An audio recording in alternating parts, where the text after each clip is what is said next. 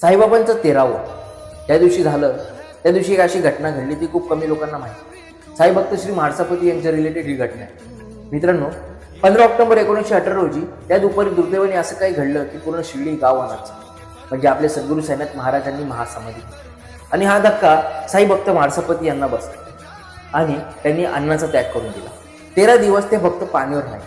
पण जेव्हा साईबाबांचं 13वं करण्यात आलं, जेव्हा तो अन्नाचा कार्यक्रम करण्यात आला, तेव्हा तिकडच्या भक्तांनी त्यांना समजवलं. साईबाबांचं 13वं हे 27 ऑक्टोबर 1918 रोजी झालं आणि तेव्हा म्हाळसापतींनी तो अन्नाचा घास आपल्या पोटामध्ये टाकला. व्हिडिओ बनवायचा मुद्दा असा की किती महान होते साई भक्त श्री म्हाळसापती. पण आज कुठेतरी म्हाळसापती म्हणजे आज कुठेतरी हे जे महान साई भक्तांची कहाणी ना ती खाली होत चालली.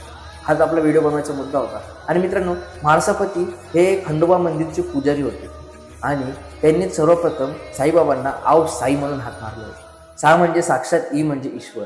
साक्षात ईश्वराला म्हाळसापतींनी आव साई म्हणून हाक मारले.